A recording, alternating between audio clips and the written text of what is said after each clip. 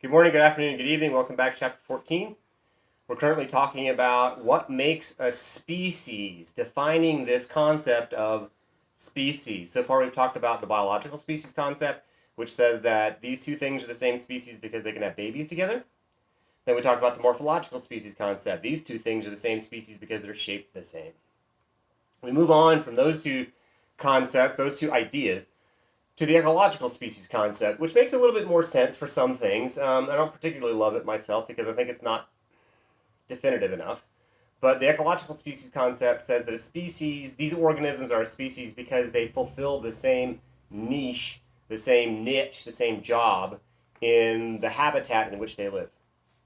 They're probably found in similar habitats or the same habitat, and they do the same jobs. This does actually work pretty well for bacteria because lots of bacteria just have a particular job that they do. It will focus on the unique adaptations to particular roles in the community. Roles of being a producer, roles of being a decomposer, roles of being a recycler, things like that. Ecological species concept. They are the same species because they do the same job. Again, not my favorite, I don't love it, but it probably just means I don't understand it that well. The phylogenetic concept is actually now way more common than other species concepts. And this is simply because it is tracing species based on what other species they're related to. It uses pretty much a lot of the other species concepts wrapped together. For example, it compares morphology, it compares body shape. What really makes this one very, very definitive, what really makes this one probably the most accurate species concept, is the fact that it uses DNA sequences. This looks at the DNA. Just like doing a DNA test for paternity, doing a DNA test to find out whether or not someone is a father. The DNA is definitive. If the father and the child have similar DNA, then it means that this guy has to be the dad. And if the man and the child don't have similar DNA, they're not related.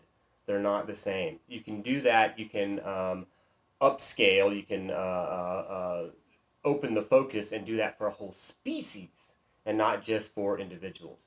If these two things are the same species because they have the same DNA, they have the same genes, they have the same chromosomes. That's what would make them a species, this phylogenetic species concept. You can use DNA sequences for this. They also use what's called biochemical pathways. How does this organism process food? Which systems does it use to make food? Which systems does it use to break down food? Which systems does it use to make particular products? This goes along with the DNA sequences. You know, if it has a certain genes that allows it to do certain jobs, those jobs will be processing different biochemical pathways. How do they deal with waste? What breakdown products do they take?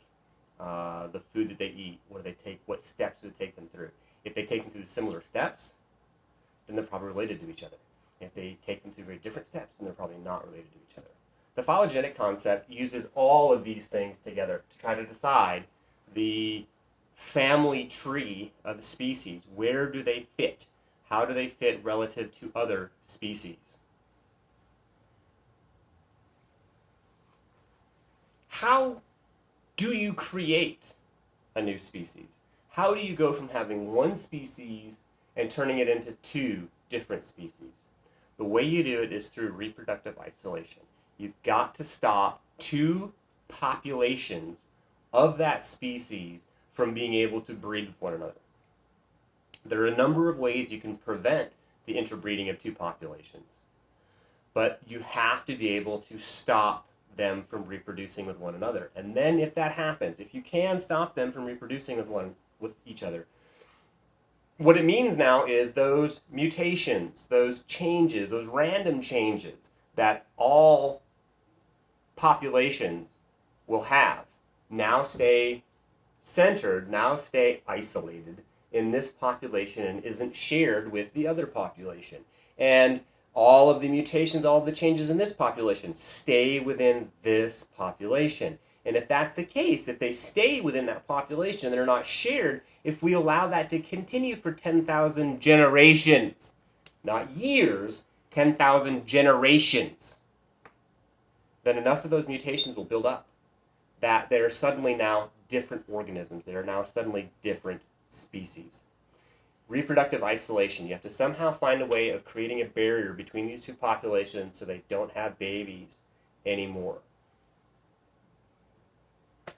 The first sequence of these barriers are referred to as prezygotic barriers. What does pre mean?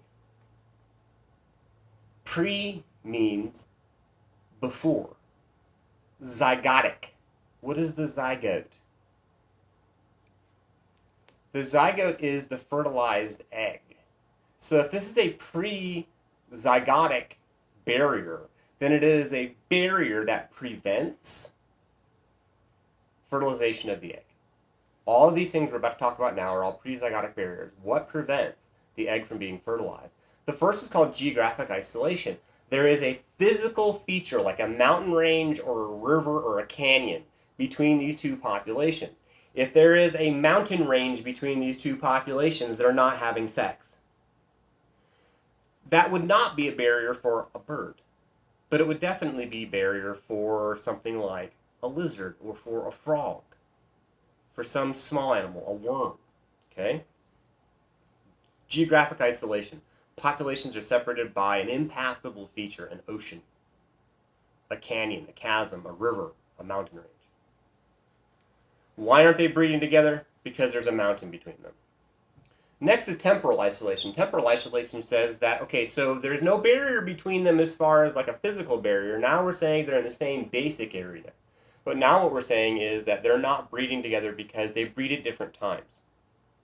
If the female comes in heat in April, and the male isn't ready to start mating until September, then that's temporal isolation. He's not looking for a partner until September, and she's ready for a partner in April. If you have that much of a barrier, then they're not going to be breeding together anymore. And it's not as common in animals. It can happen in animals. It's actually a lot more common when we talk about plants, flowers. If this plant flowers in April and that plant flowers in July, then the pollen can't be transferred between April and July. Temporal isolation. They're in the same geographic area this time, but they're not breeding at the same times. This is showing actual temporal isolation. It is showing an animal. This skunk that breeds in late winter and that one that breeds in the late fall. So we're talking about 3 or 4 months difference between when this population is ready to have babies versus when this population is ready to have babies. Temporal isolation. Next is habitat isolation. Now, again, there's no physical feature between them, and now we're saying that they're breeding at the same times. But now we're saying it's habitat isolation. They breed in different areas. Imagine that one frog will only breed in a fast-moving stream, and another population will only breed in a still pond. Now we have habitat isolation because this population goes to still ponds to look for mates, while this one goes to fast-moving streams to look for mates. And if they are looking for mates in different places, then they're not going to be finding each other. Like looking for mates in church versus in a bar. If you're looking for mates in different places, you're not going to find each other. Habitat isolation.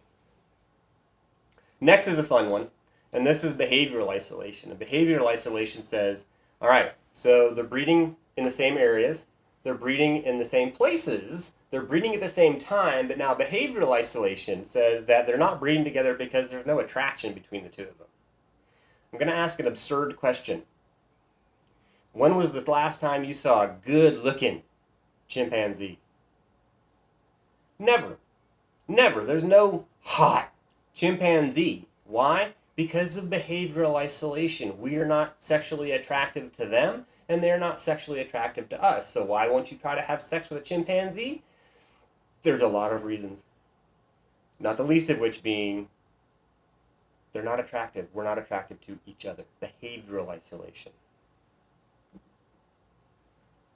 This is also a fun one. Mechanical isolation. Why aren't they having babies? Because the bits don't fit. tab A does not fit into slot B. There are actually several examples of this. There are lots of, there's a whole family of flies that the male, it's not a penis, but you would imagine you would call it a penis. It's the thing that he uses to transfer his sperm. His penis doesn't fit in her receptacle. Again, it's not a vagina because the vagina is a special structure, and that's not what this thing is, but it's what she receives the semen with. So regardless, it's like a lock and a key. And you actually look at, that's how they determine what species they are. You look at his male parts because it'll have a certain shape, and you look at her female parts because it has a certain shape, and then therefore it means that these two are the same species because it fits together. Mechanical isolation. We'll look at a picture in just a little bit, and that picture shows better like flowers. Flowers of a particular shape, the pollinators needs to have a certain beak to fertilize one particular flower versus another. That's mechanical isolation. The bits don't fit. Our last prezygotic barrier is gametic isolation, and that's where the sperm physically is not able to penetrate the egg. Again, prezygotic barriers, it means that no fertilization takes place. But we're saying with this last one is they're breeding in the same area, they're breeding at the same time, they're breeding in the same habitats.